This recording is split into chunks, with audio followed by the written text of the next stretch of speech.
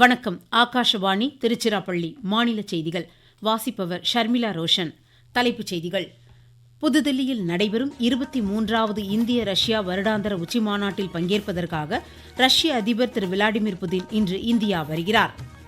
நாட்டின் மின்வாகன சந்தையின் வளர்ச்சி இன்னும் 5 ஆண்டுகளில் 20 லட்சம் கோடி ரூபாயை எட்டும் என்று மத்திய சாலை போக்குவரத்துத்துறை அமைச்சர் திரு நிதின் கட்கரி கூறியுள்ளார். தமிழ்நாட்டில் ஸ்மார்ட் மீட்டர் அமலுக்கு வரும்போது மாதம் ஒருமுறை மின் கணக்கீடு மேற்கொள்ளப்படும் என்று மாநில அமைச்சர் திரு எஸ். சிவசங்கர் தெரிவித்துள்ளார். பிரபல திரைப்பட தயாரிப்பாளர் ஏவிஎம் சரவணன் இன்று காலமானார். கவுஹாத்தி மாஸ்டர்ஸ் பேட்மிண்டன் ஆடவர் ஒற்றையர் காலிறுதிக்கு தருண் மன்னேப்பள்ளி முன்னேறியுள்ளார். இனி விரிவான செய்திகள். புதுதில்லியில் நடைபெறும் 23வது இந்திய ரஷ்யா வருடாந்திர உச்சிமாநாட்டில் பங்கேற்பதற்காக ரஷ்ய அதிபர் திரு விளாடிமிர் புதின் இன்று இந்தியா வருகிறார். நாளை பிரதமர் திரு நரேந்திர மோடியுடன் இருதரப்பு பேச்சுவார்த்தைகளை அவர் மேற்கொள்கிறார்.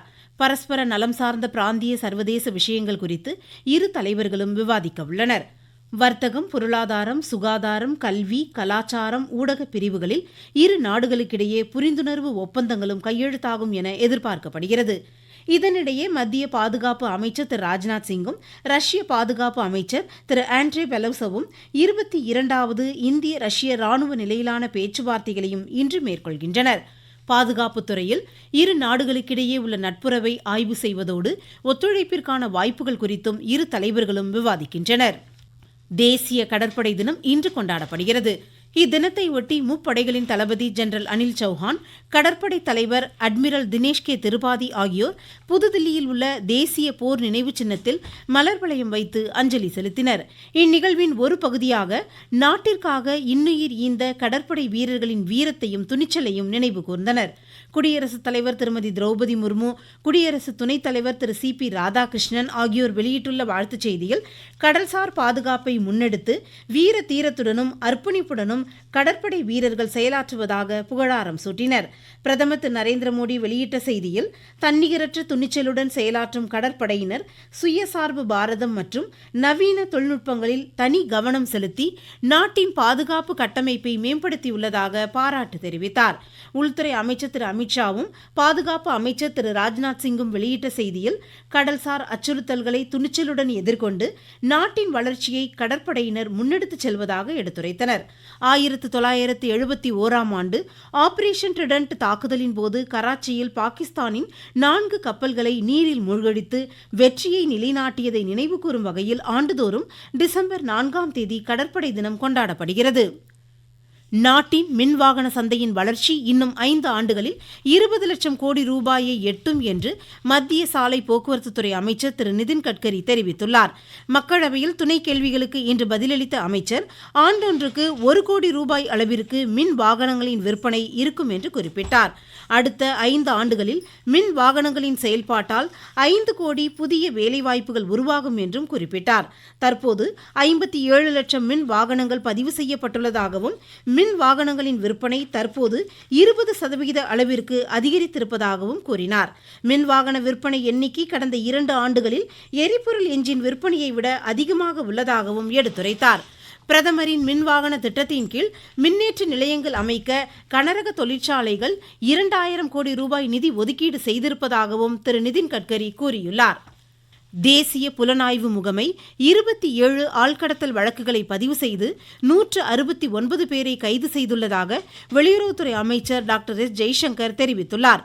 மாநிலங்களவையில் துணை கேள்விகளுக்கு இன்று பதிலளித்த அவர் பஞ்சாப் மற்றும் ஹிமாச்சல பிரதேசத்தைச் சேர்ந்த 2 ஆள்கடத்தல்காரர்கள் கடந்த அக்டோபர் மாதம் கைது செய்யப்பட்டதாகவும் கூறினார். மலைவாழ் கிராமங்களை மேம்படுத்த மத்திய அரசு 80,000 கோடி ரூபாய் நிதி ஒதுக்கீடு செய்திருப்பதாக பழங்குடியின விவகாரங்களுக்கான அமைச்சர் திரு ஜூவல் ஓரம் தெரிவித்திருக்கிறார். மக்களவையில் கேள்வி நேரத்தின் போது இதனை தெரிவித்த அவர் 63,000 மலைவாழ் கிராமங்களின் அடிப்படை வசதிகளை மேம்படுத்த பழங்குடியினர் மேம்பாட்டு நலத்திட்டம் வகை செய்வதாக குறிப்பிட்டார்.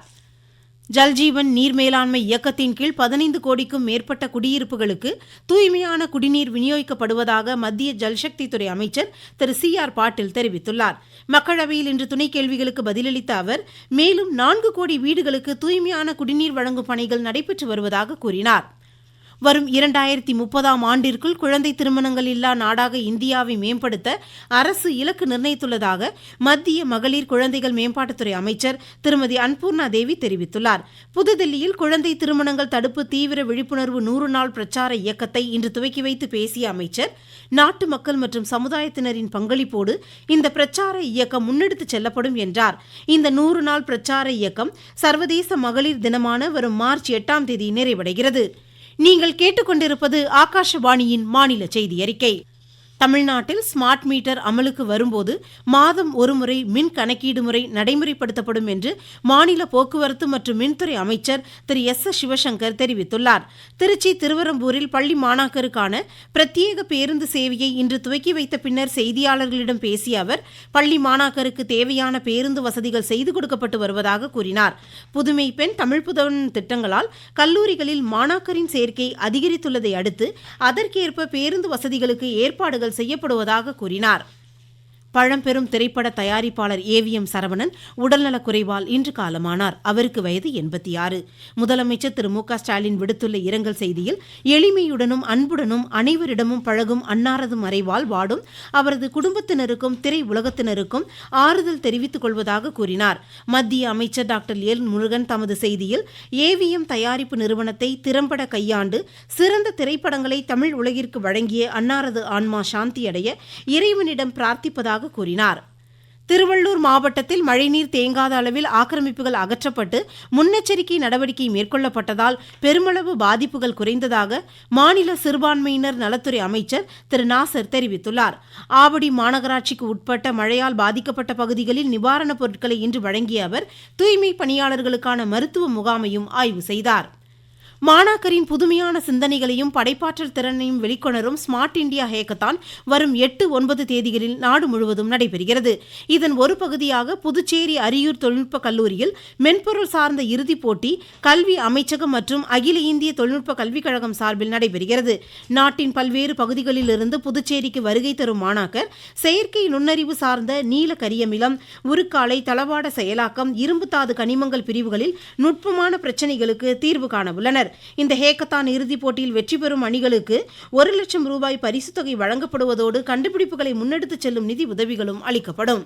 கள்ளக்குறிச்சி மாவட்டத்தில் வாக்காளர் பட்டியல் சிறப்பு தீவிர திருத்தப் பணிகளின் பதிவேற்றம் முடிவடையும் தருவாயில் உள்ளதாக ஆட்சித்தலைவர் திரு எம்.எஸ். பிரசாந்த் தெரிவித்துள்ளார். அனைத்து வாக்காளர்களுக்கும் என்யூமரேஷன் ஃபார்ம்ஸ் வீடு வீடாக சென்று வழங்கப்பட்டுள்ளது. இந்த என்யூமரேஷன் ஃபார்ம்ஸ் தேர்தல் ஆணையத்தினுடைய டேட்டாபேஸில் ஏற்றுற பணிகள் முடியும் தருவாயில் உள்ளது. பணிகளுக்கான கால அவகாசம் 11ஆம் தேதி வரைக்கும் நீடிக்கப்பட்டுள்ளது.